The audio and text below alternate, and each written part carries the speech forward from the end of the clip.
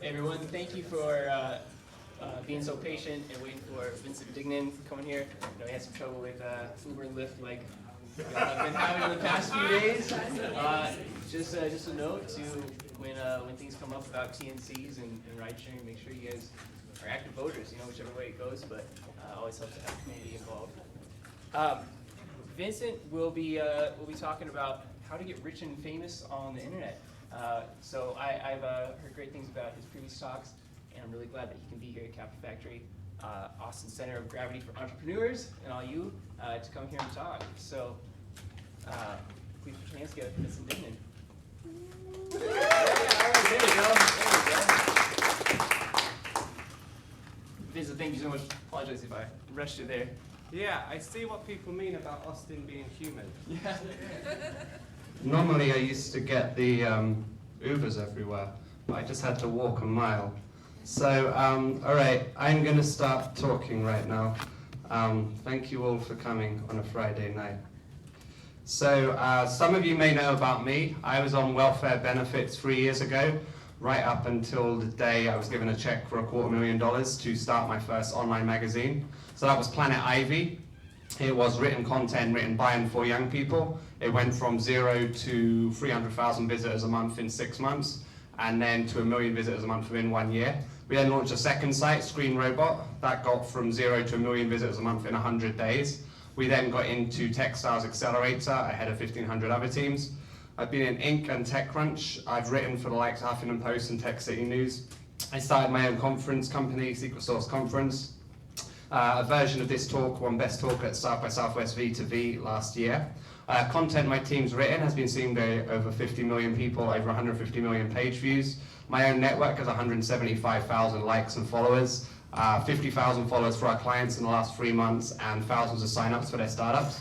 So we take startups from nowhere to tens of thousands of people talking about them, following them, downloading them. This is Prince Andrew. He's the 6th in line to the royal family back in the UK, and I helped some of his teams out at Picture Palace. This is Princess Beatrice. She's famous for wearing a big hat to a wedding, his daughter.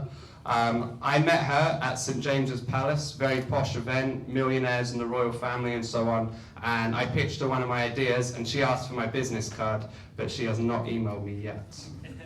This is me on the cover of Disrupts magazine, a tech magazine in London. I guest edited the growth hacking issue. And right now I have a book on growth hacking. It's just come out on Kickstarter. It's raised $20,000 in the first 48 hours. More on that in a little bit. So I've done lots and lots of these things, and they're kind of all powered by having good personal branding and being okay at sales. You never have to be that amazing at sales, but you kind of need to understand the basics, because whatever you do in life, trying to find a girlfriend, trying to get a job, trying to make money, you'll always have to be quite good at something. So I'm going to go through the basics of both personal branding and sales. So here's your equation you need to follow. Vanity plus value minus time spent equals good personal branding. When you go on someone's profile and they have a lot of followers, it always looks impressive.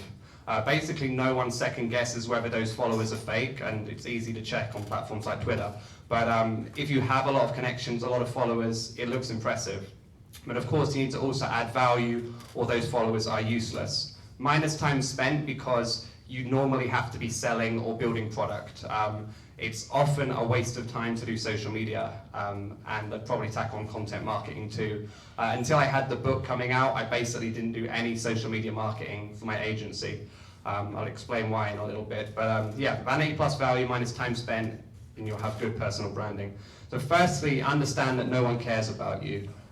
So people are always like, oh, I can't send the same tweet. What about all the people who look at my Twitter feed every day? No one's looking at your Twitter feed. It just doesn't work like that. No one's looking at your Facebook profile. You randomly may appear with a post every now and then, they may see it. So if you think about, should I be posting a lot? Should I be reaching a lot of people? The answer is always yes. People only care about what you can give or can do for them. So I'll get into this in the social media aspect, but you have to be providing valuable posts, and I'll go through many ways to do that. Be everywhere, but choose text, video, photos, or all three. So If you're doing text, then you need to have your own blog, and you need to be on LinkedIn, and you need to be on Medium. If you're video, you need to be on Periscope and live video. If your pictures, you need to be on Tumblr, Pinterest, probably Instagram as well. So you have to be on whatever platforms are out there, because your audience is not all on Instagram. So when you say, I don't think my audience is on Pinterest, or I don't think my audience is on LinkedIn, it's almost always a lie. There are people on every platform from basically every niche. So choose where you need to be and then cross-post easily. This is SumoMe. This will help you gather emails, and I'll get through to why emails are critical. So if someone's scrolling their mouse and they're about to leave their site, they get this pop-up saying, don't leave, please leave us your email. So the two best call to actions are, if you're selling something, 10% off anything in store when you join our newsletter, or we've written an ebook on the 10 things everyone does wrong in our industry and how to fix them. So some hook that will get them to download. I saw a brilliant one yesterday, one of these exit pop-ups. You go to leave and a fox on a motorbike says, bye-bye. It doesn't even try and capture your email. So think about something really unique and special that will get people to remember what you're doing. This is another widget by SumoMe. It will automatically put Facebook, Twitter, LinkedIn share buttons. When people see those, they tend to share a lot more. SumoMe is fantastic. It requires no code. It just plugs straight into your WordPress. So it's really good, and you'll get added interactions at various points of what you're doing. This is the secret formula of being sticky. So firstly, to explain how Pinterest and Facebook work. We don't go on Pinterest and Facebook because the content's good. We go because it might be good.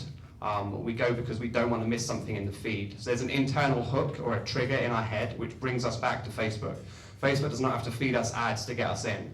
So how this hook system works is an external trigger. Someone tells you about it, or you see an ad. You take an action, you join the site, you get a reward content, people invest more time, and then they get more rewards. So if you're a blogger, are you blogging every day? So people have a trigger in their head. I'm going to go back to their blog and see if they've updated. If you're providing content that's regularly updated, do they go back to try and get something that they can't get anywhere else? So you have to have some sort of hook model that will bring people back. And obviously this works 10 times more important if you have an app. So if people aren't using your app every day, they'll just forget about it. So use influencers, but don't rely on them. This has been a key one for me. So there's two ways of blowing up anywhere. The first is you build your own network, you build your own email list, your own social channels, your own personal network, networking and so on. The second is to use influencers and or PR. So this is how people can go from zero to absolutely everywhere at once if they have an influencer network behind them where people with millions of followers all tweet at once. So I would say the best thing to do is don't rely on influencers. I tried to get influencers and people on my mailing list to talk about my book, and it was right in their niche. Basically no one did. I got one email list, but my personal networking community has driven the Kickstarter. So try and do both, but I see so many startups, when they go, what's your acquisition plan? They go, oh, we'll get PR. If you don't get PR, then you're dead. So don't rely on influencers. So how you find influencers, this is ninjaoutreach.com. So tap in your niche and it will show you on platforms like Twitter and Instagram who the most influential people are who are talking about those niche. And from there you can reach out to them and say, hey, do you do shout outs? Can we do a partnership? If you're selling something, it's really good to go to influencers and have an affiliate link. So create a bounce page with whatever you want to sell and then have them point their Instagram there. I would recommend giving as much as you possibly can to affiliates, because e-commerce, the game is build an email list. I know someone who sells WordPress widgets for $75, and he pays affiliates who bring him sales $75 for every sale. So for every sale, he makes $0. But because of this, he has 5 million people on his email list, and 1 in every 750 emails he sends is a sale. So if you're talking to an affiliate, where possible, I would give them like 90, 95% so that they're actually motivated to do these posts for you, and then you build this formidable email list. Once someone's bought something off you once, they're like 20 times more likely to buy again. So grabbing those emails is everything. This is Analytica. If you do written content, this is another way to find influencers. Copy and paste your article into the site, and then it will automatically find people who have been talking about that recently. So you can say, hey, I see you've been tweeting about Bitcoin. I wrote an article on it. I would love you to share it if you like it. Building a brand is 10% content, 90% distribution. So Harry Styles of One Direction once tweeted the word burger, 155,000 retweets. That is not good content, but his distribution network is amazing. So when you're building a media company, which all of us are now, you have to have that distribution, whether it's influencers, whether you can get into email lists, or whether you have a good personal network. This is the difference between great content and mediocre content. In fact, I'd say it's much better to have a mediocre content with great distribution than to have great content with mediocre distribution. We see posts all the time that are awful, but yeah, people are sharing them because that distribution starts.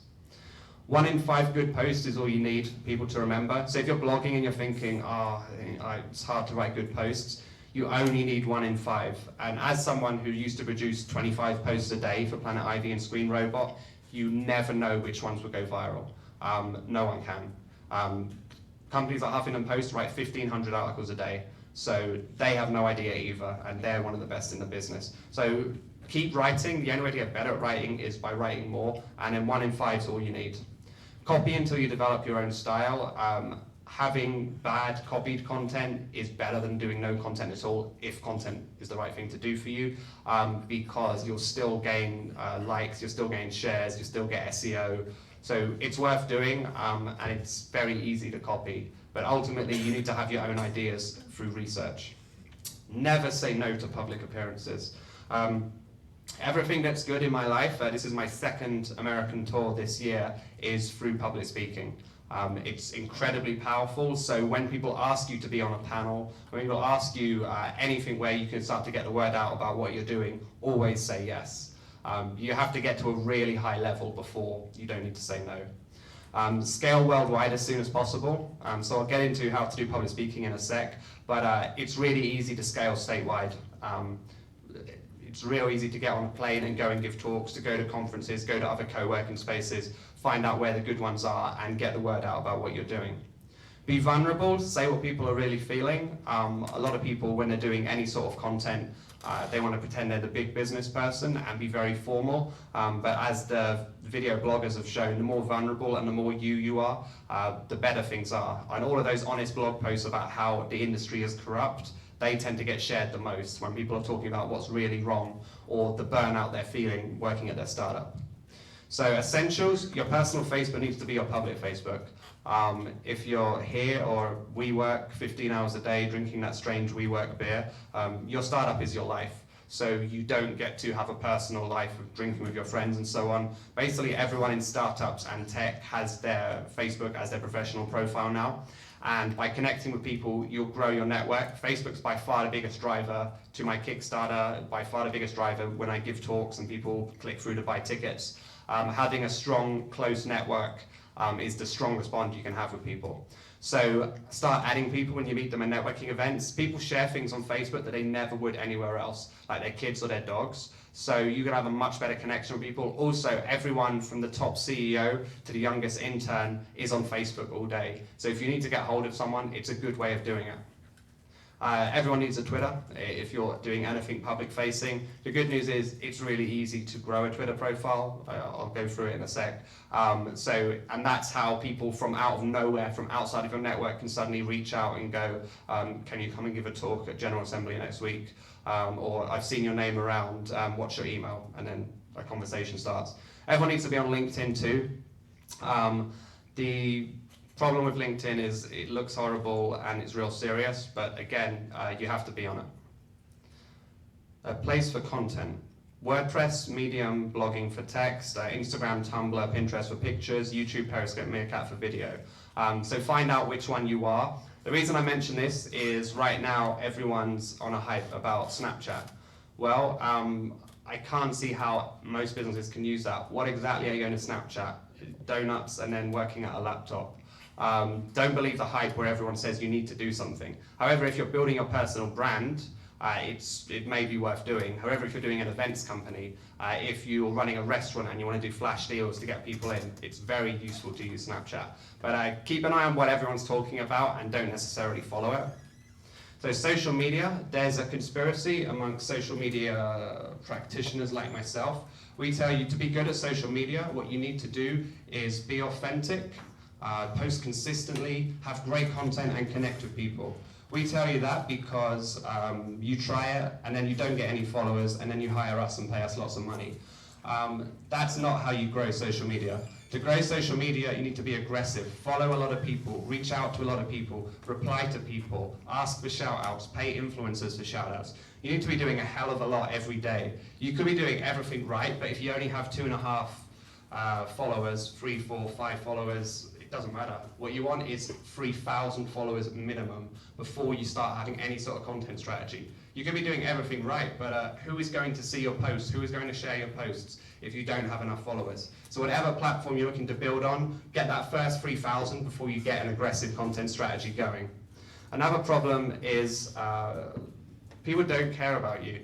So if you do office selfies or alcohol Fridays, no one cares.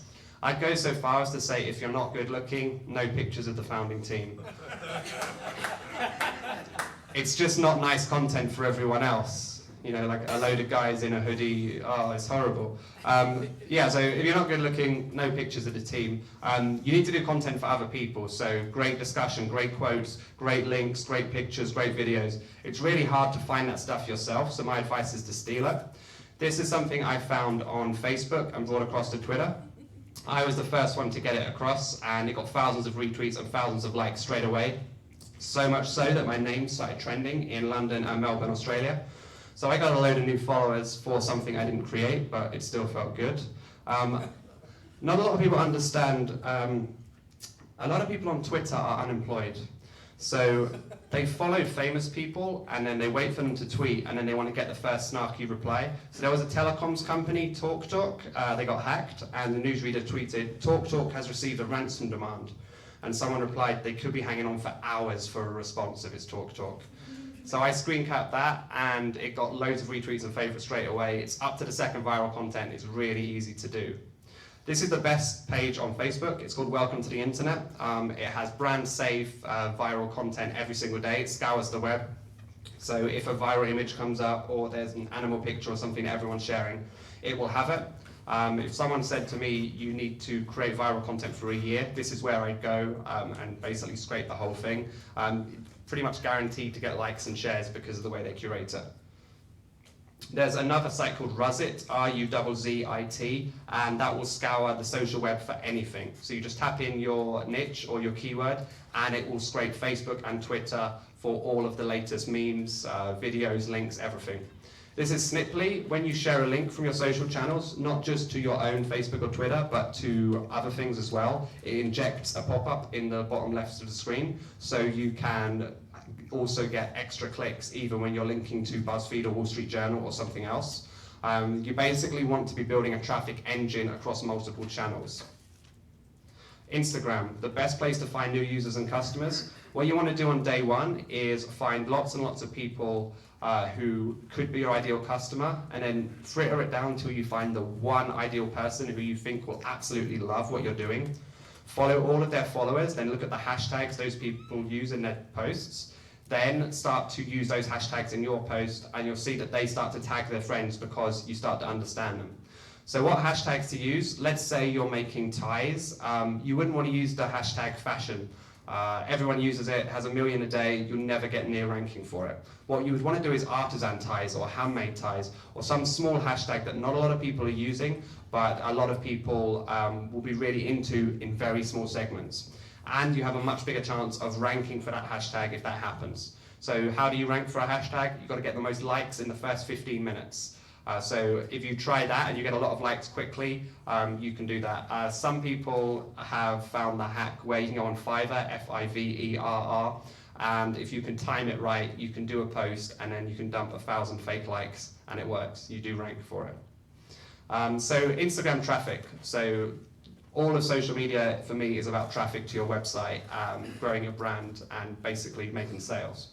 So Instagram traffic shows up as direct on Google Analytics. So direct is all traffic from apps, Facebook, Twitter, Instagram, anyone who's written their address in the bar, anyone who's clicked through from an email that isn't tagged, and anyone who's browsing privately. So direct is a mess. It's the worst sort of traffic. Everything gets lumped in there. So you will never see Instagram as the referrer. So you'll never know if you get Instagram traffic. So what you need to do is, when you do an Instagram post, click the link in our bio for more information. And so every time you do a new picture, let's say for a product, you can then change the link in your bio. But with that link in your bio, if it's generally going to point to your homepage, what I would have is never point it to your homepage. Have it to a set page. It could look exactly like your homepage, but like yourdomain.com/go. And then you know that every person who clicks on that link will show up as direct still. But if you don't send any other traffic to that link, then you know your Instagram strategy is working. So this is the anatomy of a great Instagram post. So this is Founder magazine. They went from 0 to 110,000 followers in 6 months. They made $200,000 just from Instagram in the first year. I've had many stories of people having crazy success on Instagram. So these guys, let's have a look at this post. They've stolen a picture of a lion, given a tiny credit, slapped an inspirational quote on it, and what they've done here is the most interesting part. So not a lot of people know you can reply to your own Instagram post and dump as many hashtags as you want in, as long as you do it in the first 10 minutes, all of them will rank. So these guys have done everything from businesswoman, grind, quote of the day, entrepreneur, desire, happiness. They've just thrown everything in because they know that 2 or 3 of them they'll rank for and they'll get those extra followers. They've also done the classic double tap if you agree. So the 2 best posts on Instagram for engagement are double tap if you X and tag someone who's Y. So double tap if you're going to crush it this week. Tag someone who's a great entrepreneur. So here comes a disclaimer, of course. None of these things will work until you have that first 3,000 followers. So you have to get that, or there won't be enough people to tag their friends. There won't be enough double taps for you to start ranking for things. So how do you get those early followers? So audience, audience.com. Go on there and they have an Instagram panel. You plug in your Instagram account and then you can search for most of the accounts on Instagram. Anything that isn't private will show up here. And from here you can filter search through influencers, everyone on Instagram. So you can say, are they a boy or a girl? Are they a person or a company? How many people do they follow? So generally speaking, the influencer market is at its peak right now. It's going to start to filter out. It's getting a very competitive space. So I would say under 10,000 followers is not influential enough for you to reach out to and try and get hashtags from and shout outs. Over 50,000, normally in most big niches, they're signed to an agency or they're now charging like $500 per post. So I would say between 10,000 and 50,000 is the sweet spot for reaching out to influencers cold and asking for shout outs. So they could share one of your pictures and say, been loving the pictures from @company domain. Check them out if you want to hear more. And if they have loads of followers, if they like your posts, all of their followers see the post they've liked. So that's the 2 ways you can get value from these influencers. The other way of getting early traction is through regramming. That's when you find lots of people who share an image in your niche, and then you regram that photo back to your page, giving them a shout out. Always ask for permission first, but most people normally say yes because you're giving them a kind of compliment. So this guy found a very odd niche, beaches in South Wales, a tiny part of the UK, and he reached out to everyone and said, can I regram you? Most of them said yes. He invented a hashtag and tagged them in, and then within 2 weeks he had 1,000 new followers, and this was all he did. So even in a very small niche, you can find people, get the regrams, tag them, and they'll tend to regram you back. Canva.com is amazing if you're not a great designer. You can create incredible flyers for your events. You can automatically resize Facebook back image, Pinterest, Twitter. As a general rule of thumb, Instagram is the one that will get you the most attention in entertainment niches. And as a mainstream play, when I was last over here and I'd meet someone new, they'd say, let's swap Instagrams, which was a real new thing for me. It's like, is that how people talk? Apparently, Instagram is the thing. So if you're in anything vaguely personal, brand, fashion, food, anything like that, Instagram's probably the one you want to be getting famous on. You can use Hootsuite or Buffergram to schedule Instagram posts, so you don't have to physically be there. And you can use Webster to find hashtags. So if you don't know what the hashtags are for your niche, you can put it in Webster and it will find you all the similar hashtags. But you should really find that just by looking around. Anything of a product that looks cool, anyone looking to get thousands of users and anyone building a brand should use Instagram. So Facebook. So I've touched on that your personal profile needs to be your professional profile. The second way of getting free traffic from Facebook is through groups. Now, Facebook paid is one of the best ways to get traffic, but I'm assuming everyone here is kind of at the start of their journey, so there's not a massive budget for paid. Groups are the only public area of Facebook. They're the only place you can grow your network outside of your own friends, and it's the only place you can get a lot of traffic quickly for free. So for whatever your group is, there's going to be lots and lots of people talking about it if you can find the right groups. So tap in your niche into Facebook search, find all of the groups and join all of them with over 800 members. Then look at the admins of those groups, look at their personal profiles, and look at all the other groups they're in, because people who admin groups tend to be in lots and lots of different groups. What you want is 25 to 35 different groups, so every time you have a piece of content, you can spray that to all of those groups and get that early traction, get those early clicks. It's not mountains of traffic, but it can be with a bit of luck. London Startups has a group, 23,000 members. I put a blog post in there, it got 1,000 visitors in one day. So blog posts are incredible because they're not directly advertising you, but you can drop them everywhere, forums, Slack, Facebook, everything. So it's really critical that you understand how to title things well, because it will massively increase the number of clicks you get. Austin Startups is one of the best groups on Facebook. I mentioned that I was talking here and I said we'll all go out for drinks after using Uber and Lyft, and everyone replied, Uber and Lyft has been banned in Austin. I knew all along, but because everyone interacted with that post, it got to the top of the page. So one hack you can always do when you drop a post somewhere is reply to your own post and like your own post, and then that triggers the algorithm to show it to a few more people. So if you can kind of bait people to give it likes and comments, it will get shown to much more. If you have no money to build a business page, you can create your own Facebook group. Also great if you want to build a community around your product. So if you invite someone to like your Facebook business page, they can say yes or no if they even see the post. When you invite someone to a Facebook group, they are in it by default. They then have to opt out. So if you and your co-founder both have 500 members, and in the first hour you invite them all, then that group has 1,000 people in the first hour. Then you can go to the influencers in your space and say, hey, we have one of the fastest growing groups in our niche. Why don't you join? Once you own a group, you can automatically send posts to it using Hootsuite. So you can set it up to send one post a day on autopilot. You can't do that unless you're the admin of the group.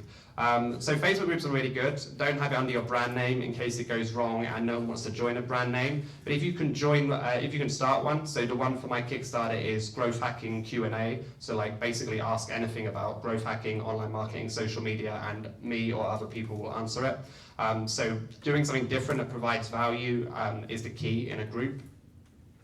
So this is how Facebook chooses what to show in your newsfeed. So firstly, interest. You basically want to be as interesting as possible and get as many likes, shares, and comments as possible. If you do that, Facebook will show your post to more people. Secondly, the type of post. The type of post you do will affect how many people see it. The post that will get shown to the most people is live video, then text, then picture, and finally external link last. Facebook's always hated external links because it causes you to leave Facebook, and Facebook's one job is to keep everyone on Facebook. So what does that mean? Where possible, don't take people off Facebook if you have a company announcement or a new product or something. Where possible, do a video, a picture, or even text. If you want to see this in action, go to any celebrity's page and look at the engagement for their posts that have a link versus have a picture or text, and it's like half for all links unless they boosted it. So always try and avoid links where possible until you absolutely have to.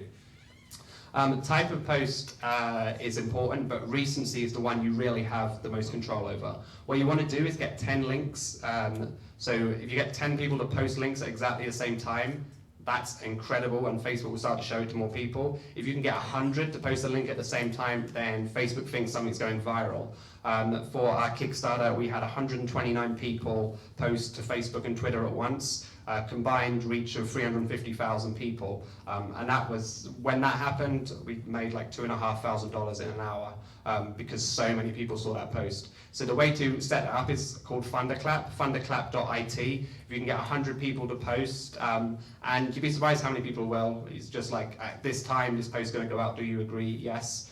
So if you have a product launch or something coming out, excellent to do that.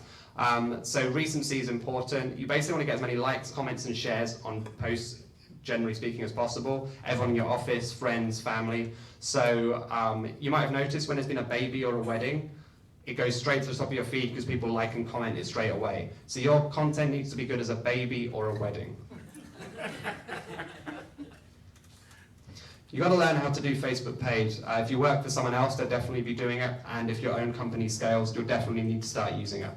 Custom audiences is the most basic way of doing this. So that is all of the emails that you've grabbed on your email, you feed those into Twitter and Facebook, and then Twitter and Facebook only show ads to those people. So you get them to your website, they've shown that they're a little bit interested in what you're doing, now you want to go for the sale using social ads. You can also, using spaceship.rocks, download your competitors' email addresses and feed those into Twitter and Facebook and only show ads to those people.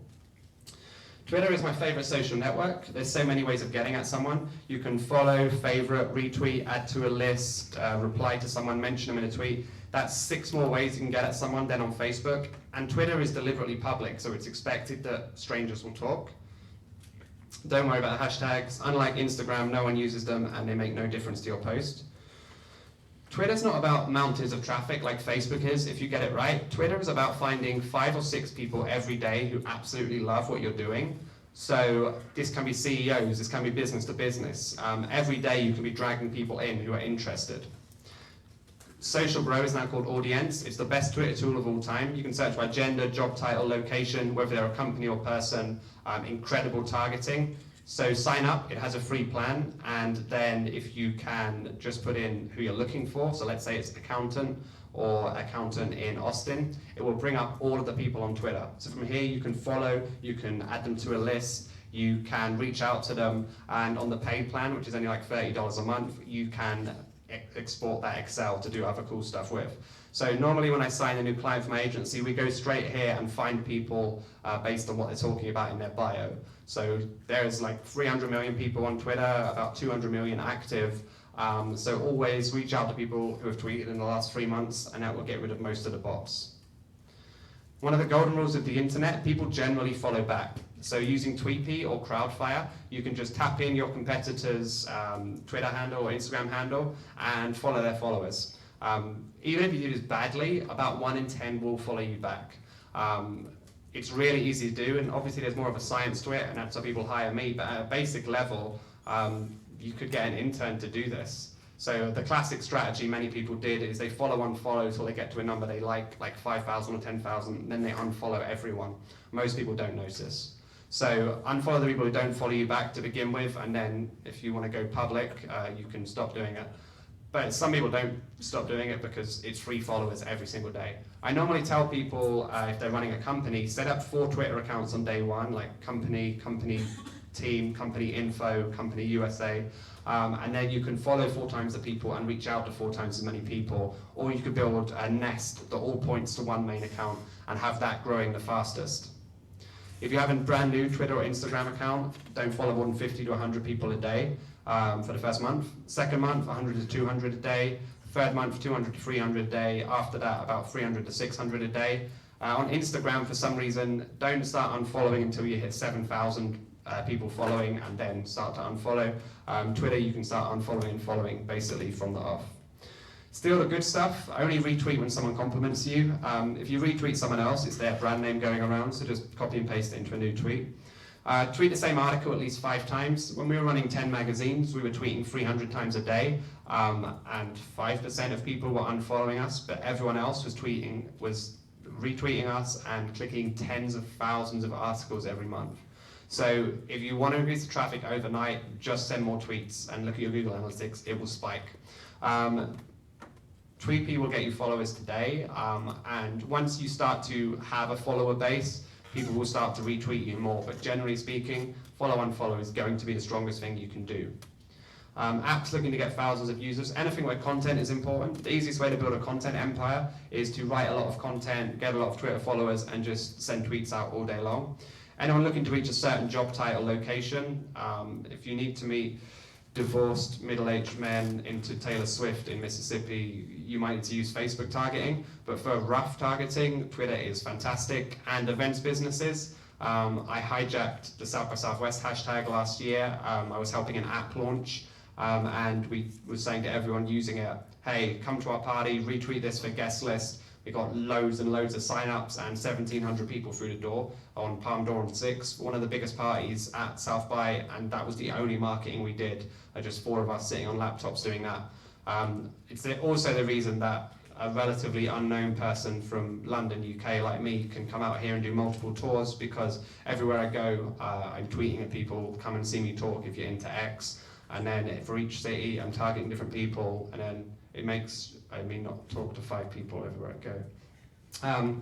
Don't worry about using Tumblr. Businesses don't really need it. Maybe if you're in the fashion music space, the best acquisition hack is find a teenage girl who has pink hair or blue hair and ask them who's influential on Tumblr. No one knows who has a lot of followers on Tumblr, so if you can find people who can lead you to the influential people, they'll probably do anything for $30 because there are no influencer networks for Tumblr. Google it, you won't find anything because followers are never public, so no one knows who has influence. Pinterest, anything beautiful aimed at females 30+, so furniture, curtain drapes, caps, things like that, will go down well on Pinterest. Groups are the easiest way to reach thousands of people, so if a group has 500,000 members and you tweet pins into that group, then 500,000 people can see it. The bad news is, like LinkedIn groups, everyone knows there's a load of traffic in Pinterest groups, so some groups are full of spammers and some groups are hard to get into. So you have to charm them, comment on their pictures and message them to get into those groups. But once you're in, you can send pins on autopilot all day using Buffer. I haven't actually worked with Pinterest that much. There is a lot of traffic in there if you can get to the right influencers and people. If you have a budget of like $20,000, FameBit is how you reach YouTube influencers, and they drive crazy clicks.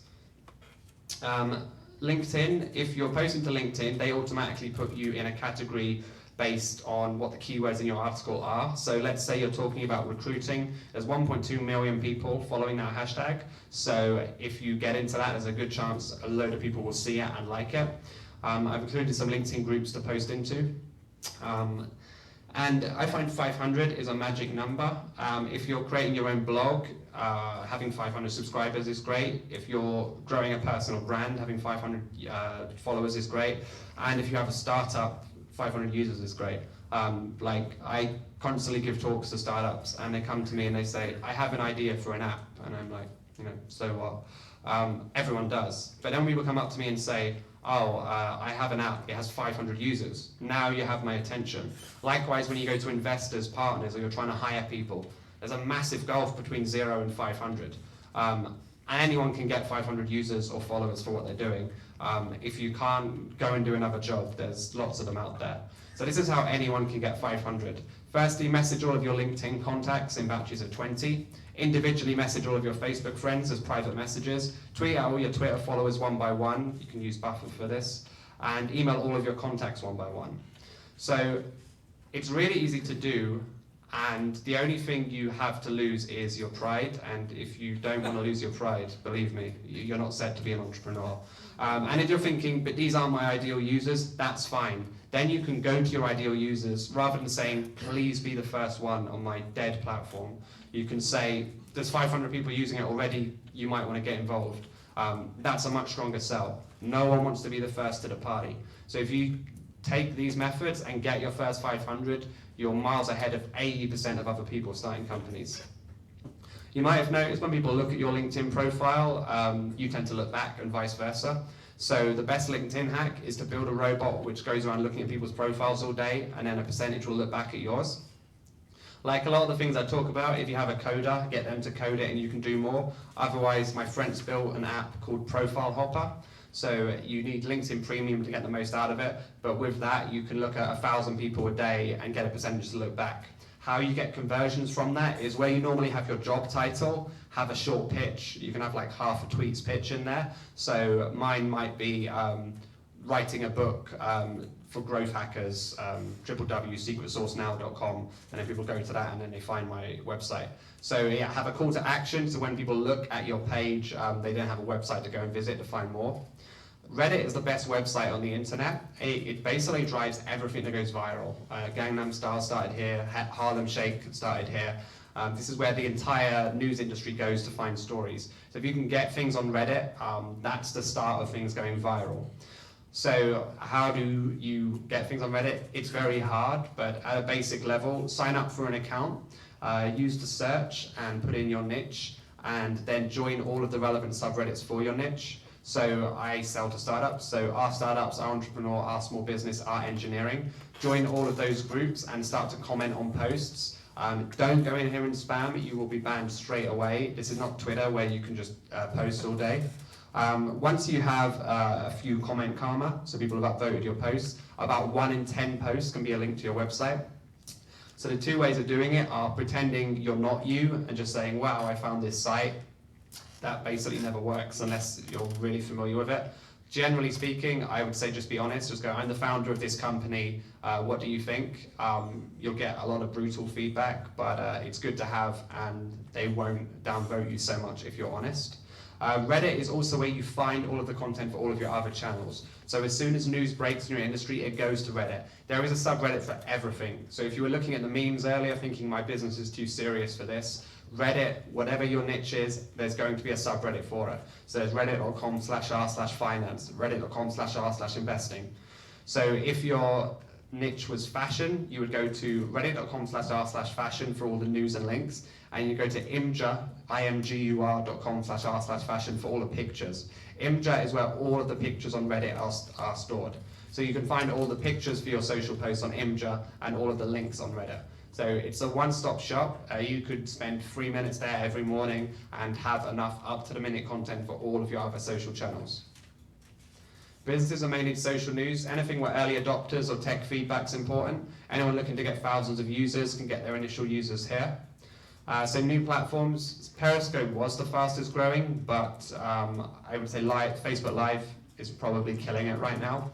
Snapchat, as mentioned earlier, it's just about relevant now because you can put links in direct messages. So if you're going to build an audience, you can always say, DM me if you want this special offer, and I'll send you a link, and you can send back a link and they click it and then they come through on their phone. So at least there's some way of putting a link on Snapchat finally. But it's both a lot of work and a great place to be because it's fairly new. The problem with Snapchat is it's hard to discover new people on it. It doesn't have a discover function, and I don't know how many niches really need it. But bizarrely, a lot of investors are now on it. WhatsApp, you can text people to their phones, but they will hate you for it.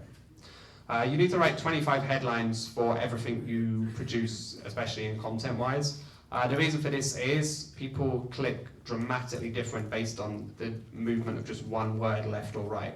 So how do you find out how to do good headlines? This is Bitly. It's a link shortener and tracker. So rather than having the whole domain into your site, you can also shorten it. So bit.ly/ and you can choose a couple of words.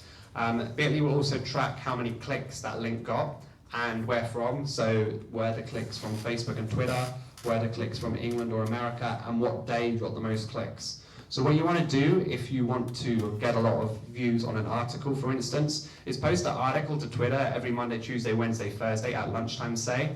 So same link, but inside that tweet, put a different title. So the 10 best places to go out in Austin.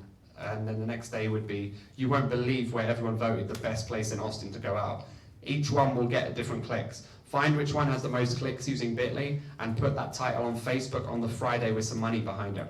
You've already validated that for whatever reason, people like clicking that more. So when you do put it out to your main audience, and Facebook is always king of traffic. The only reason I love Twitter is it's free and you can scale up really easily. But Facebook is where you want to build an audience and get the majority of your traffic. So BuzzFeed are no better at titling than you. They just test everything. So they test 2 different titles and see what gets the most clicks in a small town, then in a country, then around the whole world. So by the time you're scrolling Facebook at work and you see 15 cats who should not have put their head in a yogurt pot, you have to click that. There's something enticing about the title, and that's because they've tested the hell out of it. Buffer is the best social media software of all time. You just put in what days you want posts to go out and what times, and it will send them out automatically as if you're sitting there live. It's similar to TweetDeck and Hootsuite. I just find it's a lot better. It also has real good analytics for what got most clicks on what most days. So now I'm going to tell you about community management.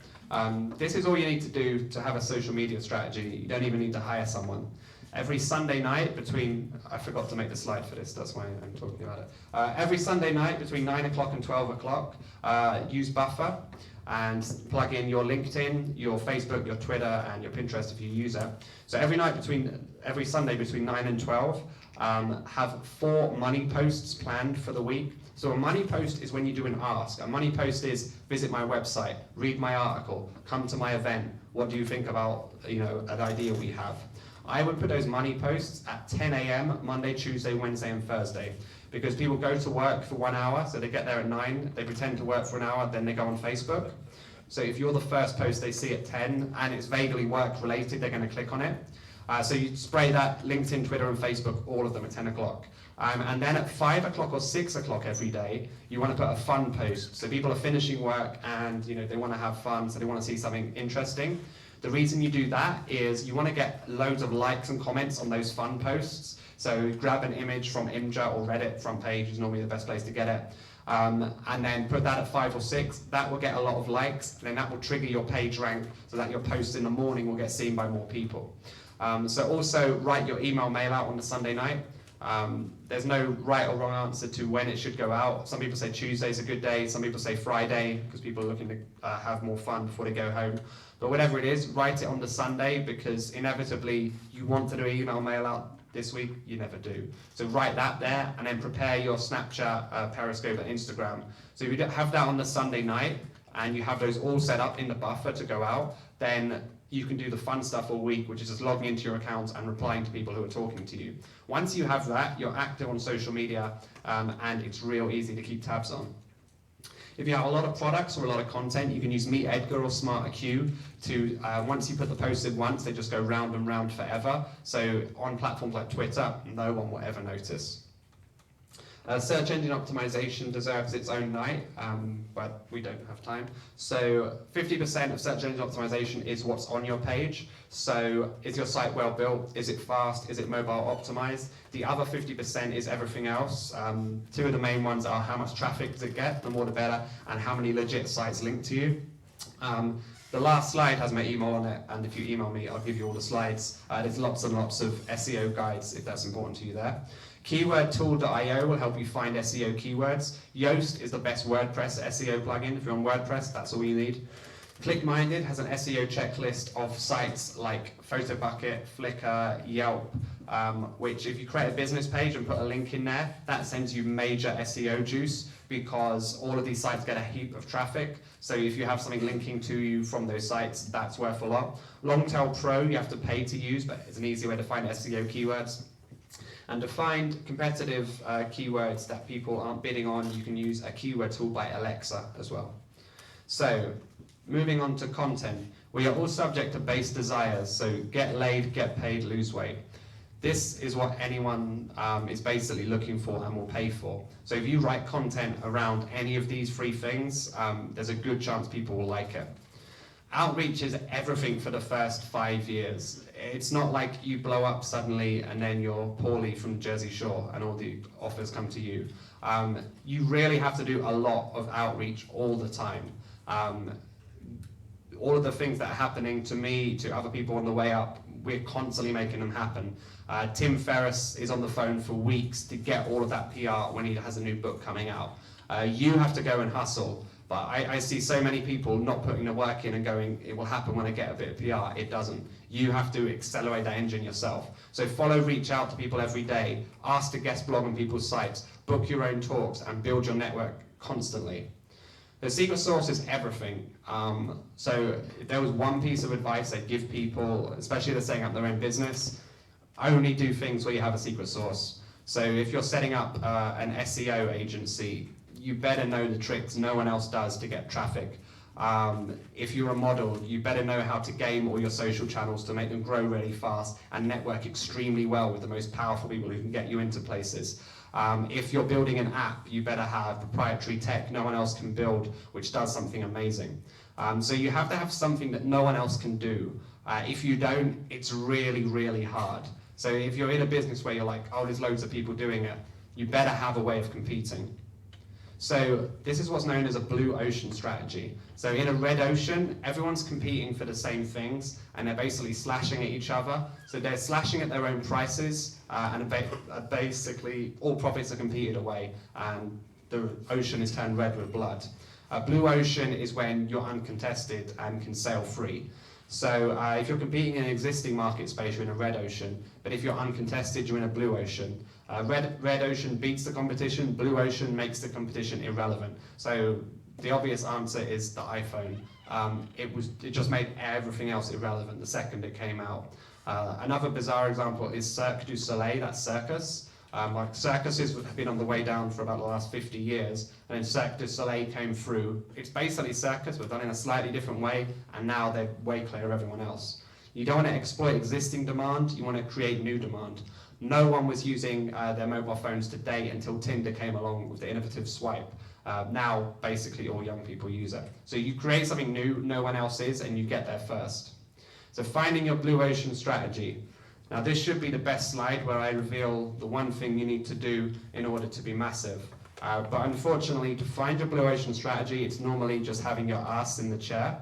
Like, these things do not hit you as a lightning bolt. They come from sitting in your room for weeks or months, trying different things out, and then it comes to you, and then it seems obvious. Like, this talk is full of all these little gems, as if I'm coming off the cuff, but, you know, they're not like that. I've tested loads and loads of different things to find the strategies that actually work. It takes a lot of time to do, to compile them into that.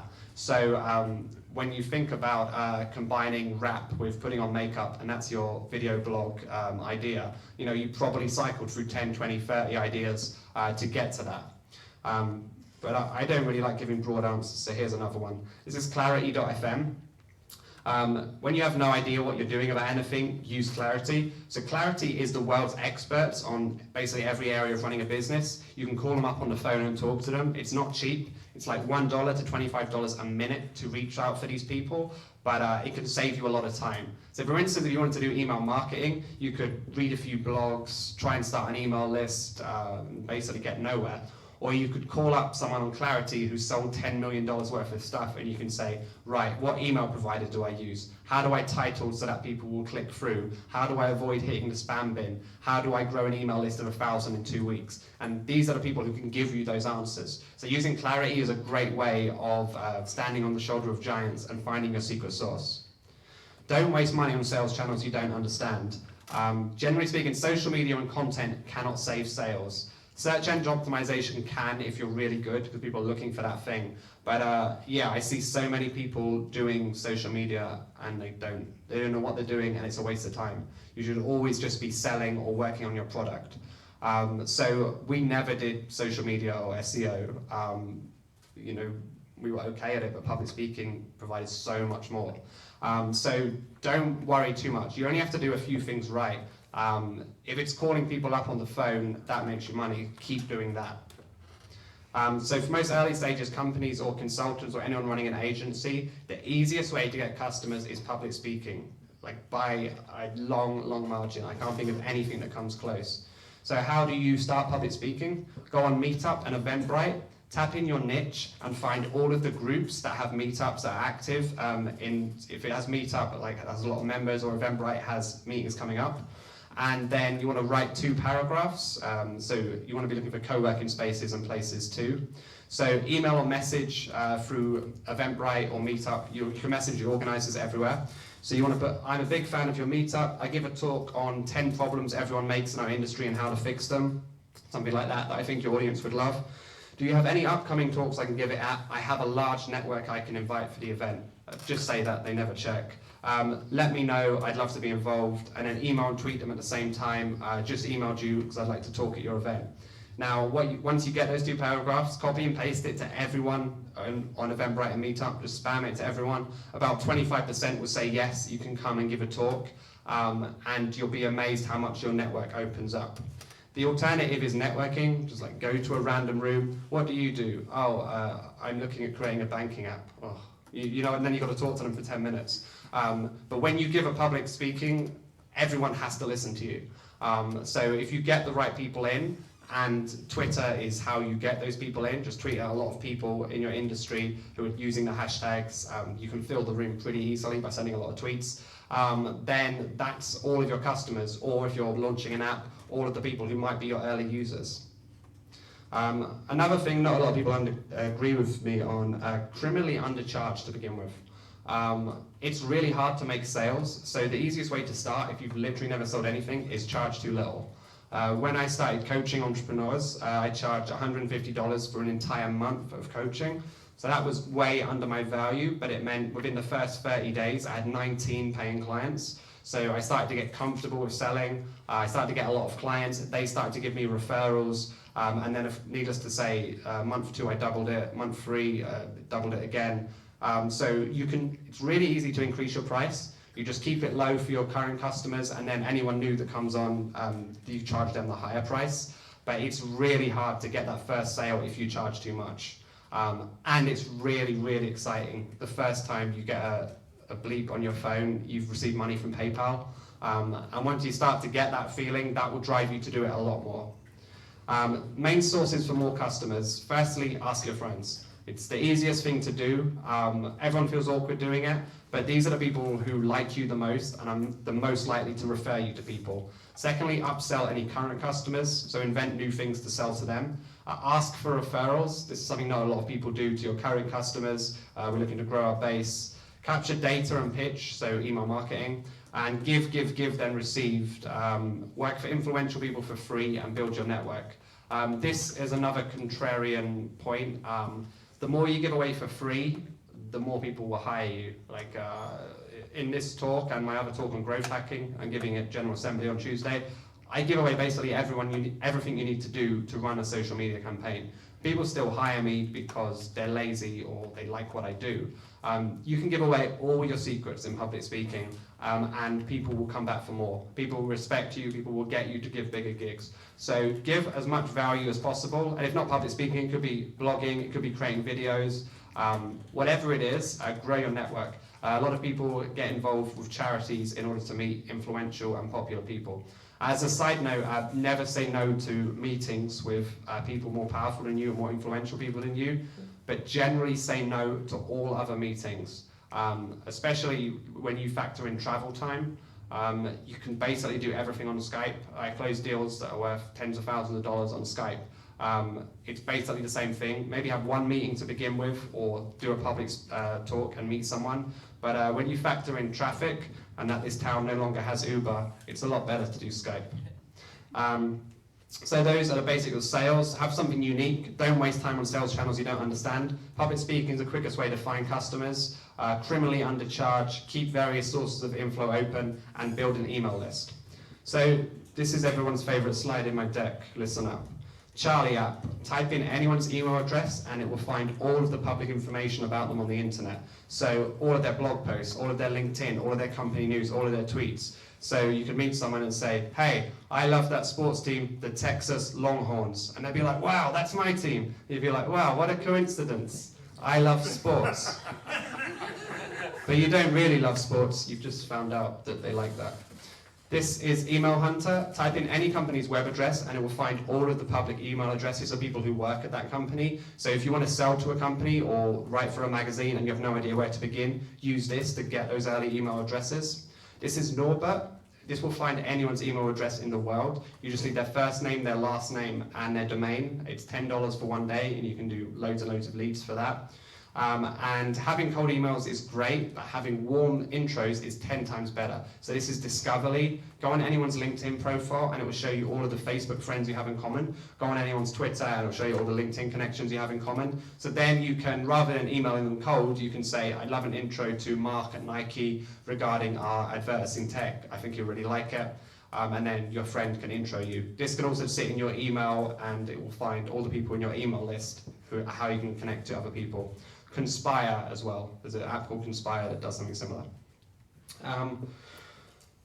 Business is all about being ethical in a way.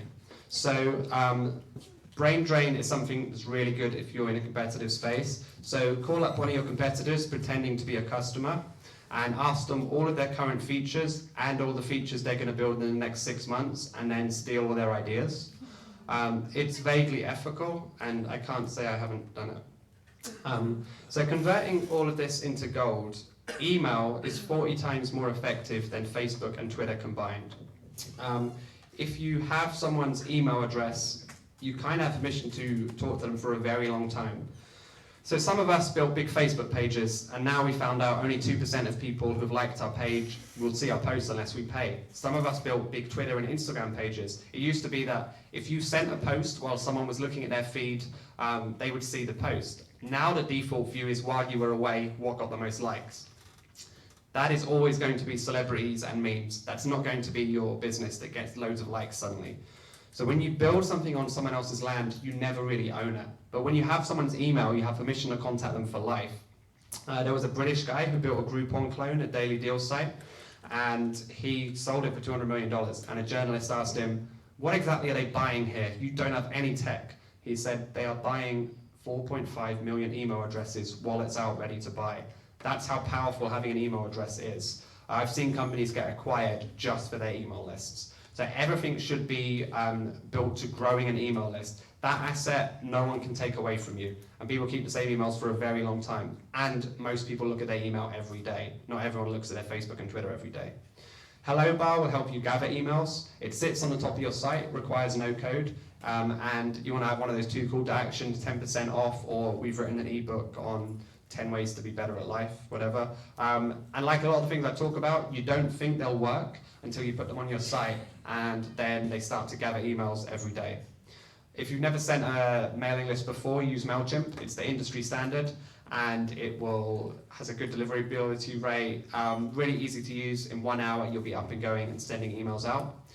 Kickbox will help you get rid of broken email addresses, $10 for 1,000. So through this, you don't want to have any email bounces in your mailing list, because if you have a lot of those where people have left the company or whatever, you'll much quicker go into the spam bin, because it's as if you just bought a list and it's full of broken email addresses. If you've never made an email list before, use reallygoodemails.com. This has emails from the likes of Uber and other people that convert really well, so you can just steal their layout and use it yourself. StockSnap and Pixabay, you can get free photos, unlimited use. So you don't have to put any accreditation to the photographer. They're completely copyright free. So you can just type in boy, girl, New York, finance, whatever your keyword is, and get free photos for your mail outs and content. If you're still too lazy, you can use Review. Just drop in the links and pictures, and it will automatically make your mail out for you.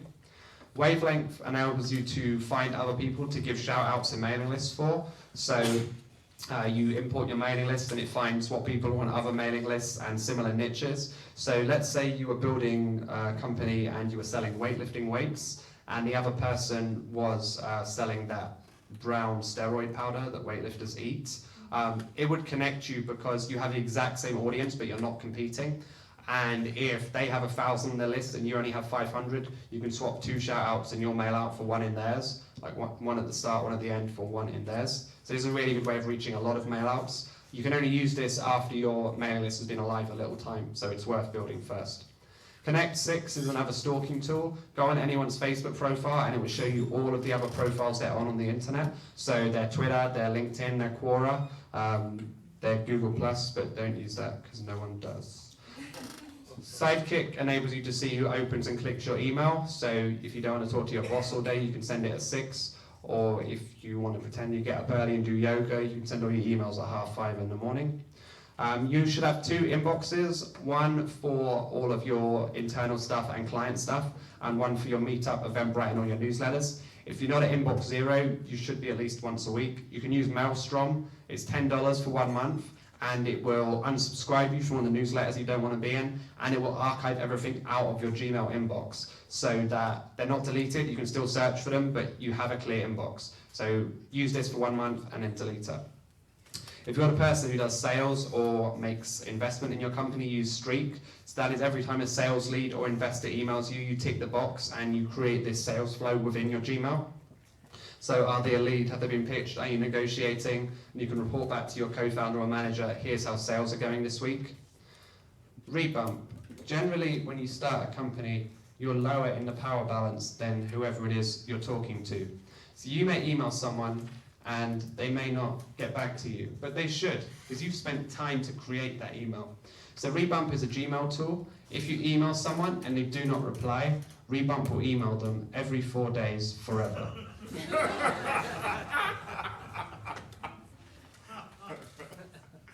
It'll be like, just thought I'd check you one more time, just checking you got it. An investor once said there's a 98% chance I didn't see your email and a 2% chance I hate your guts. So consider that. People like to be hustled. Quickmail.io will enable you to send thousands of these emails to people. You can use Control, Command, and Spacebar if you're on the latest Apple to create emojis. Emojis increase engagement everywhere. The best use case is in the titles of emails. Now, a lot of people know you can put emojis in there. They'll show on any browser, and they increase open rate. If you're not on the latest Apple, go to iemoji.com, and you can copy and paste emojis from anywhere in there. Use reactiongifs.com to create GIFs, so drag them from Safari to your desktop and then into emails. So you can just type in on reaction GIFs, I am angry, I am disappointed, I am happy, and it will find you the most trending GIFs. You can also turn any YouTube video into a GIF by adding GIF before the URL. So www.gifyoutube.com will enable you to create GIFs. If any of y'all are making apps, there's an app marketing strategy guide included in here. Email me for the slides. And Typosaurus will help you find all of the spelling errors on your website. Every website has one. Trello is the best way to stay organized, whether on your own or in a team. It's a great system of columns and cards, and you just archive the cards if you don't need them. So you can delegate who has to do this task amongst your team. Also really good if you work on your own, so you can put what needs to be done today, what am I working on now, and what am I waiting for feedback on. And if your today list is clear and your inbox 0, you've done all your work. Lean domain search, you can find any available .com in the world. There are still millions available. So I was searching for God, and I found main God, area God, boldgod.com, all still available. So if God is still available, your startup probably is too. This is ChartGo. This is a website where you can create charts really easily for your investor reports or whatever. I find the trick with charts is they should go up and to the right. I like that one. If you're starting your own company, you're probably going to get trampled on and used by people more powerful and experienced than you. So you have to prepare for it. So I would say these are 6 books anyone starting their own company, regardless of what it is, should read. The 48 Laws of Power is the best book ever written about human psychology. And the power games people play with you, and the power games you need to play if you want to rise. So if you've ever gone for a job interview at a big company, or you ever tried to raise investment money, people are playing power games with you. So this teaches you what they are and how to react. So when I was on welfare and I was reading all of these business books before I started my company, this by far was the most practical, where I'd go to an investment meeting and be like, right, he's trying to play this trick on me, I'm going to do this. So it contains golden rules like conceal your intentions, act like a king to be treated like one, destroy your enemy totally. There's lots and lots of little rules that powerful people play with each other. It's written by someone who spent a lot of time in Hollywood. If you read this book, you'll be much more bulletproof when you go out there and try and start selling. On a less amoral note, How to Win Friends and Influence People trains us out of our natural selfishness. It's things that everyone should do, but no one does. So it has golden rules like listen. The sweetest sound in the world to the other person is the sound of their own voice. Always compliment the other person where possible. Never contradict, complain, or condemn the other person. Say less. So all of these things that people should do, but basically no one does, if you do them, people will like you a lot more. The best book ever written on PR is Trust Me, I'm Lying. So that is a playbook for how to hack PR growth. Again, it pretty much needs its own talk. But in short, go on Fiverr, fiverr.com. There are people on there who will write anything for $5. So go on there and send them your press release and they will write it up. Those sites get no traffic, but once you have 10 to 15 of those links, you then take those links and then go to the actual small but influential blogs in your niche, and then create 10 fake Gmail addresses and email them, say, hey, I've got a tip, I think your site might like this. If they receive 10 emails all at once, they're going to pay attention, at least look at it. And then once you get those small influential blogs writing about it, and everyone copies everyone in internet journalism, then you take those links and email someone at Huffington Post and say, I can't believe you haven't covered this. Everyone's talking about it. The Huffington Post want to cover everything. So if they see a lot of other blogs talking about something, they're going to want to feature it. And then once Huffington Post cover it, you can go to AOL, Forbes, all the big sites. It sounds far-fetched, but if you look up, trust me, I'm lying examples, lots of companies have done it. It doesn't mean it's easy. You still need a good product and you still need a good story, but because of the way everyone is searching for page clicks, there's a good chance you can do it. The 4-Hour Workweek is the best book ever written if you want to travel around the world from your laptop. So it contains golden rules like outsource everything to the Philippines. They're a lot cheaper than you and they speak good English. You put everything on your American Express Gold card and then travel around the world with the air miles. The Hard Thing About Hard Things is the best book ever written about management. Most business books are like increase sales, increase motivation, increase marketing, presuming everything's going well, when most things are normally going terribly for any business. So The Hard Thing About Hard Things has golden rules like how to fire someone, and a whole chapter on that. A chapter on what to do when your co-founder isn't doing any work. A chapter on how to know if your product manager is doing a good job. How to do a review with a member of staff. So like super practical things, and also lots of examples from things that nearly killed his company. I think he IPO'd 2 companies, so he's been all the way through the cycle. So for instance, one of his key developers, and they needed to get something out, it was like 2 weeks away, he said, listen, I'm going to leave, I've just got an offer from another company. It's only a little bit more, if you match it, I'll stay. He was like, oh, I need that developer. So he went, go on then, you can have it. It nearly killed his company. As soon as word got out that the way to get a raise was to get an offer from another company, the entire office did it at the same time, and it nearly killed everything he was working on. So there's lots and lots of counterproductive things in here that anyone can use. When I coach people, they always say, oh, I have so many things to do, what should I do? And the answer is, split your to-do list into things that directly make you money and things that don't, and then only do the side that directly make you money. It sounds obvious, but it could be that you don't do content marketing. It could be you don't do social media, admin, accounting, legal. All of these things can wait. All that matters is selling. Something I've started doing recently is having a board meeting with myself. So at a set time each week, I might put on a shirt and tie and be like, is everyone here? Yes. Let's start the meeting. And then you want to have just one goal each week. It can't be, oh, I worked really hard this week, it was a good week. You want to have like something you can measure, website traffic up 10%, for instance. If you've hit it, you've had a good week. If not, you've had a bad week. If you do this for a few weeks, eventually you'll start texting your friends, the board are going to be unhappy this week. And you're like, what? If you have a co-founder, maybe do it with them.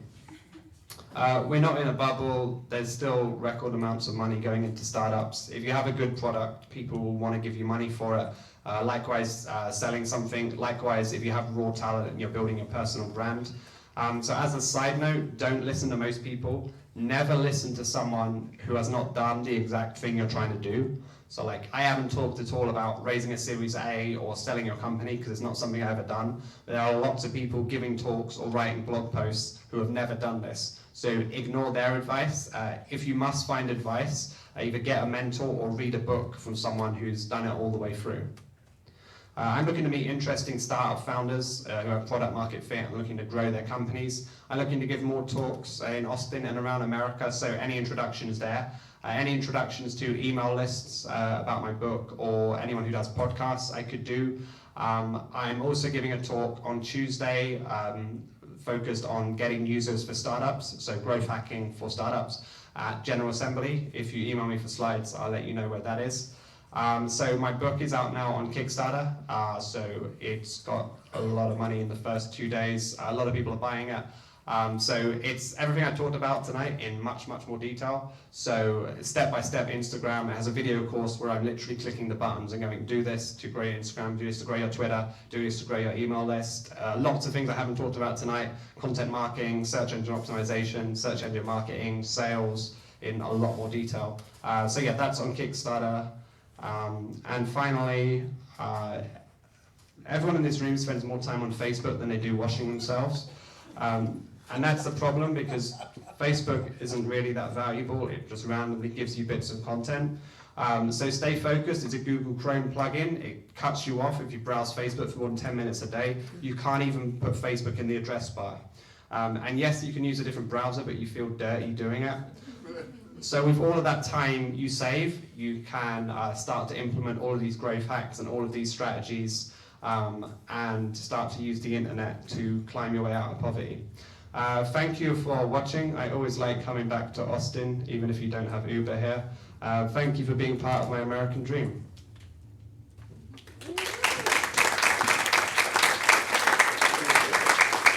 So email me for slides, and I'll send you a link to the Kickstarter. If anyone has any questions, let me know. The best question is, I run this company and I have this marketing problem, so the whole room gets value out of it. We're also all going to go out tonight, so we're going to form a squad, so meet up here and we'll go out. Any questions? Yeah. So I have this company and I have this problem that I don't know how to do like Twitter, I don't know how to do Facebook. I just don't know how to do it. I don't put my attention on it. How do I go out and find people who are, I meet a ton of people who are like content marketers and SEO experts, and I meet a ton of people like that. How do I tell who really knows what they're doing from who doesn't? What does your company do? My company is called bigsmall.io. I want to revolutionize freelancing by streamlining the process of finding new clients. And how and why do you need to use social media for that? To be honest, I don't really know. I guess how and why is because I'm going to meetups and I'm passing out business cards and it doesn't scale. Yeah, so earlier I said don't waste time on channels you don't understand. So I think this is a classic example of that. What you need is presumably a two-sided market. You need freelancers on the supply side to have I'm available to do whatever work, and then you need people to pay them for it. So what I would do is to build the supply side. That's easy enough. Use audience and then find bio search, social media, SEO, designer, whatever. Reach out to those people and bring them to your platform. And there's a lot of ways you can get them on your platform. Once you get them on your platform, the next thing you need to do is handhold and bring them customers, or they'll sign up once and then they'll never use your platform again. So how do you handhold customers? Community management. So build your personal brand as quickly as possible. So on Facebook, Twitter, and LinkedIn, add as many people as possible, reach out as many people as possible, build groups that give people value, start doing public speaking that people who are looking to use your platform will attend. Also, I think web scraping would be really big for you. So use something like import.io. Import.io, you can scrape any website for data. You don't need to learn how to code to do it. So you could go to all of the other freelance sites, and there's much more than Upwork and Freelancer out there. Scrape as much data as you can on both the customer and the supply side. You could target them with Facebook and Twitter ads, or you could email them cold, although I don't know what the can spam it is. It depends on your views on whether the law needs to be followed. I don't know. Yeah, so my point is, all of that doesn't necessarily need a social media manager. It just needs you to have a strong personal brand. It just needs you to be building on various platforms and then connecting the two sides of the audience together. So the public speaking I can do, how do I outsource the rest of it? Outsource, so learn how to use import.io. I can give you a link to Virtual Valley, that is virtual assistants in the Philippines or somewhere. They're a little bit more expensive than normal virtual assistants, but they're really good and they're handpicked. If you want to scrape data manually, go to Mechanical Turk by Amazon. And so let's say you wanted to find all of the email addresses of people who have written about similar companies. You would just get a list of those websites and then put it on Mechanical Turk and say 2 cents or 3 cents for each successful email address you return. So that's how you can outsource that. But always do it a few times manually first. Likewise with Instagram, I always say start manually and understand the system, then outsource to an intern or someone else. But if you try it at the start, no one knows what they're doing on social media and content. That's half the reason people like what I do. I know a little bit. Thank you. Cool. Two things. Yeah. What was your background? What was your day job before you started doing this? Uh-huh. And the Yep. second thing is, why can't you find anybody who does this kind of thing? You look at Craigslist or other places, it's a wasteland for this kind of service. So what did I do before? Well, I had a lot of dead-end jobs, but I kept getting fired. Right. Yeah, so I was on welfare for a little bit, like trying to work out what to do. I was a music journalist, so I used to review bands. So I was doing stuff like that. And secondly, why? Well, firstly, most growth hackers don't want to give their secrets away. They'll give you that absolute minimum so that you have to then hire them at the end of the talk and so on, and then they can charge a lot of money. That's what I kind of do, but I don't really care about getting clients. I prefer like speaking and writing books and stuff. So most people don't want to give their secrets away. They have a zero-sum mindset where they've learned a little bit and then they don't want to learn anymore. Like, I'm putting all my secrets in my book, so now I have to go out and find new ones. I force myself to be good. The comedian Louis C.K., when he has a good ending bit, he starts his show with it, because now he's like, now I really need to pull out some good stuff. So it's hard to find good people. Growthhackers.com is probably a good place to find it, because that's where they congregate. But yeah, it's very hard to do. My best advice is learn it yourself, and then you can hire bits of it out to interns. I have 2 members of staff who I'm kind of teaching everything I know, but I had to learn it myself first. I was amazed when I found Hootsuite. Yeah, Hootsuite's great. I think Buffer's better, but Hootsuite's good. Yes. My question is about the different phases of business. So pre-launch versus after you've launched. What are the most important key activities for social media? Would it be, social media versus public speaking versus networking in person?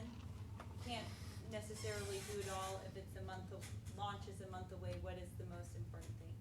We did all of our Kickstarter with 1 month to go, so it is possible.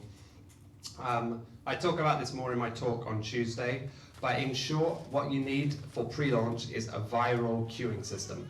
So that is, rather than just collecting people's emails, when they sign up, they get put in a queue, like in 500th place, and then to move further up the queue, they have to like your Facebook page, follow you on Twitter, invite their friends on email, and then at the top, they get bonuses, so they get to use the product first.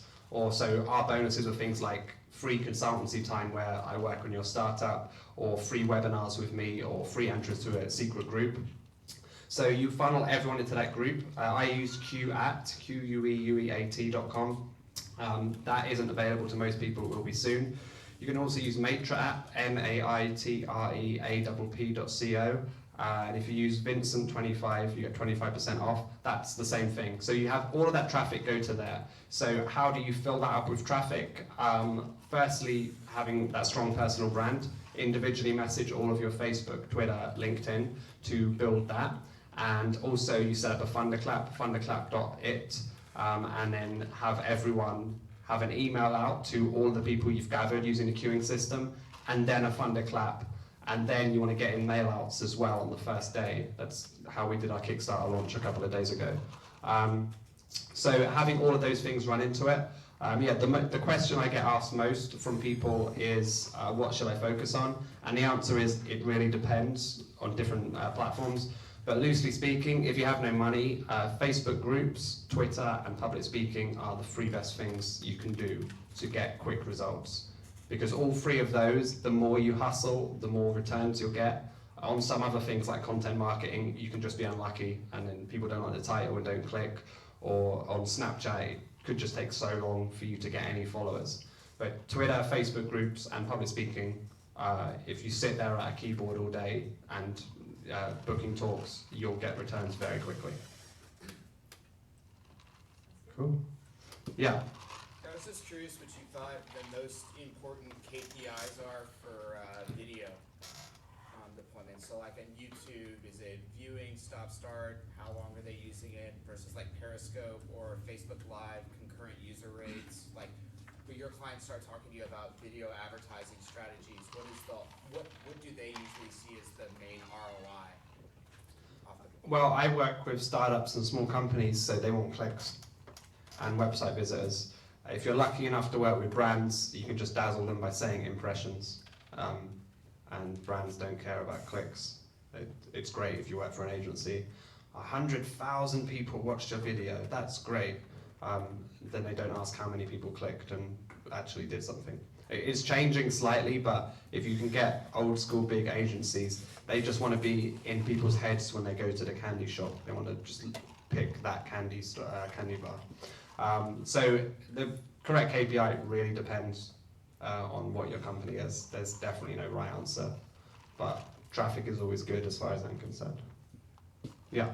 You mentioned Fiverr a couple of times. Are you afraid going on there that you're going to get your account banned if you use that? What do you mean?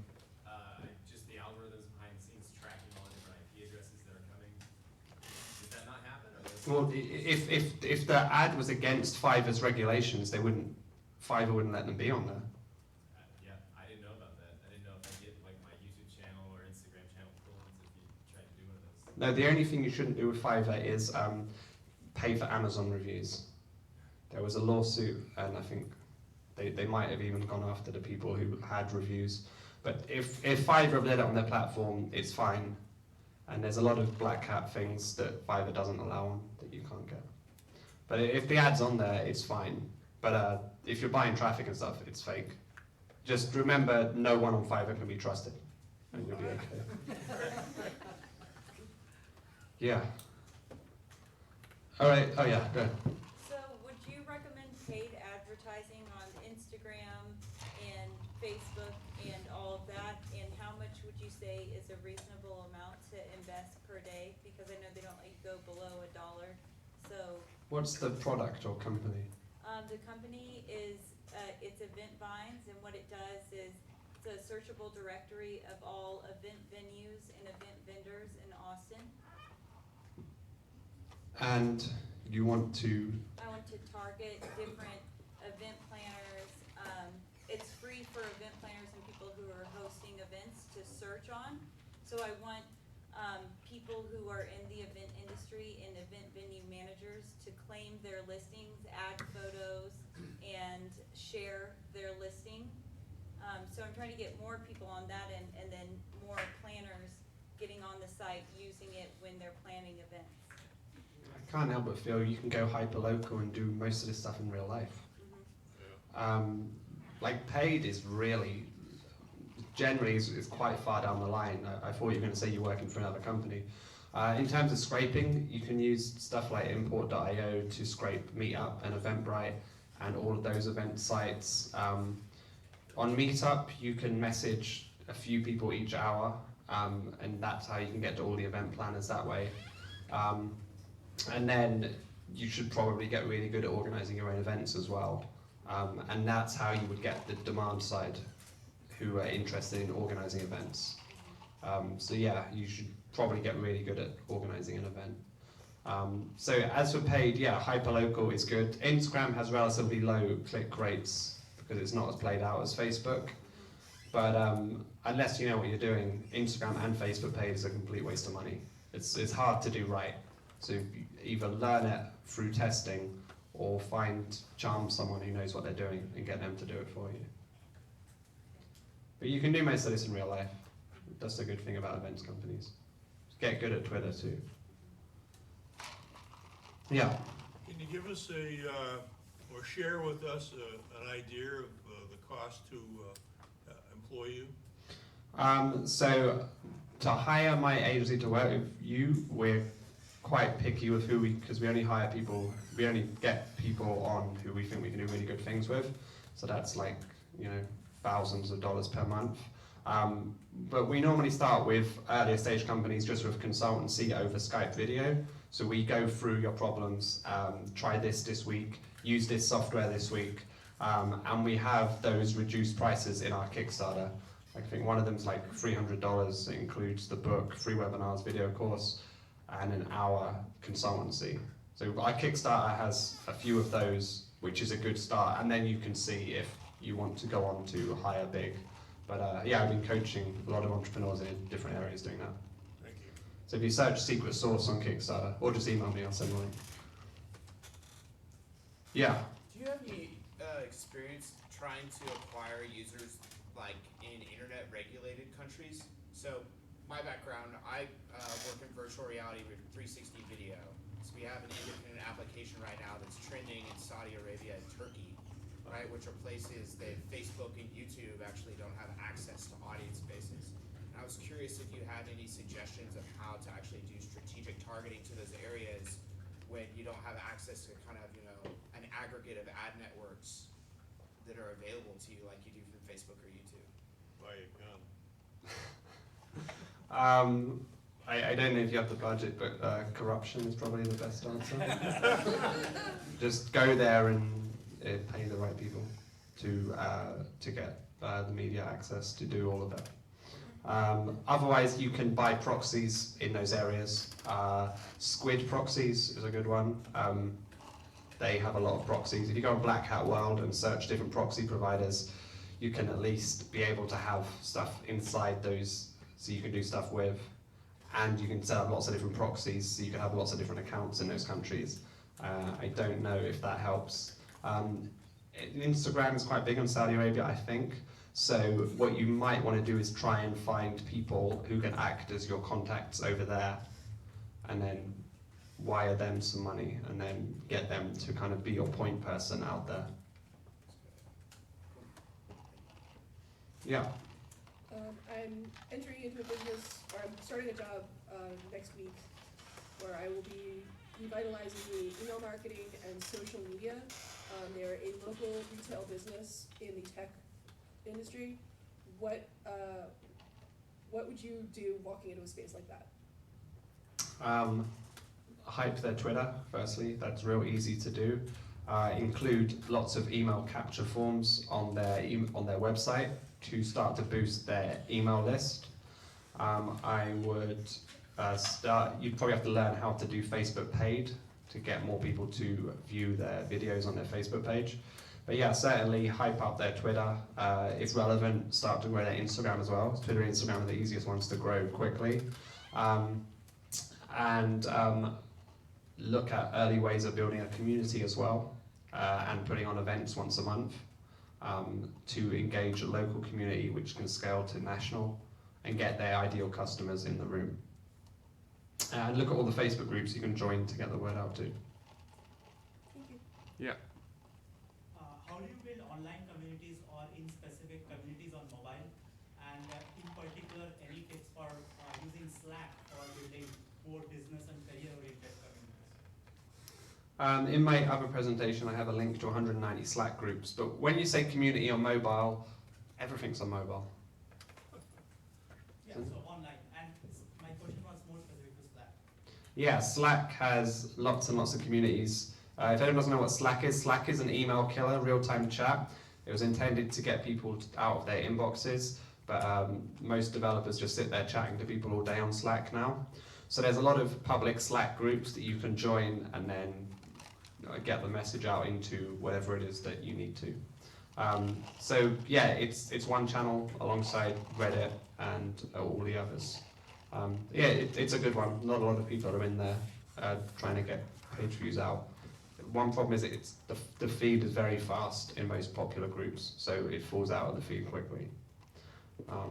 But yeah, little things like that, and commenting on blogs and commenting on Quora, it's okay, but I don't think it'll be enough to save your company. Having a formidable Twitter presence and reaching out to 5,000 people a day, that can make a difference. All right, cool. So, well, a few of us are going out, so come hang out if you want. And yeah, I'll be at the front for a little bit if you have any questions, and I'll email you the slides, and I'll let you know about the book. Thank you, Austin.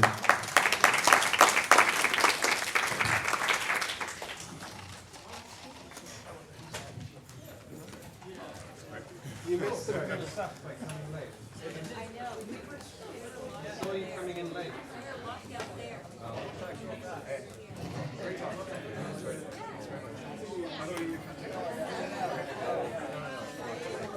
Oh, right. We have to go. Do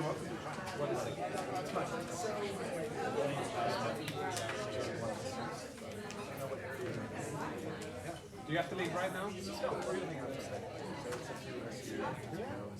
Yeah, let's do it. All right. Bring me in. I'll have to bring my bag. What's your name? Sorry. Oh, it's Jake. It's Jake. Okay. Vincent's gonna bring you. Yeah. I'm in. American style. Okay. I just want to thank you for the phone. Send me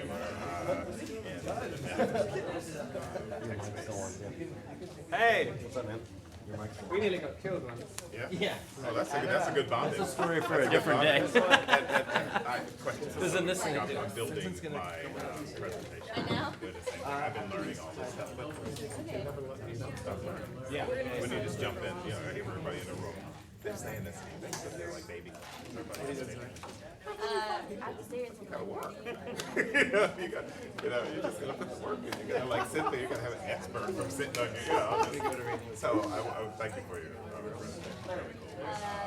I'm Brian, so I'll just Cool, follow man. you. I'll follow you and Yeah, add me on Facebook. okay. That's the best way. All right. Thank you for coming. Okay. Hey man, thanks for the talk. I really appreciate it. I was curious about the question that I asked. Didn't mean getting banned from Flight. I wondered, like, can you get negative dings from like students or if you're like drinking and stuff, and someone's like, do they detect those and like rank you? Because you're like, no, it's not. Don't do anything they can blackmail you for. That's what I'm But afraid of. it's very few and far between. You'd be far better just doing it. Oh yeah, I do have your number. Thanks, man. Really appreciate it. Hey, can I get a picture? Yeah, sure. Did you hear about this? What? Did you hear about this? Oh, well, yes. Oh, right. Fuck you. No, that's why he's Guys, one more and you're ready for a mugshot. I love your talk, man. Thank you. I It's appreciate like it. the third time I've seen it or something. I recognize you. Yeah. Cool. Well, you'll like my book. Oh, yes, I will. Cool. Hi, thank you so much. I liked and loved a lot. It was packaged together very well. I have one question. A lot of people use having landing pages as a validation for a business. So is there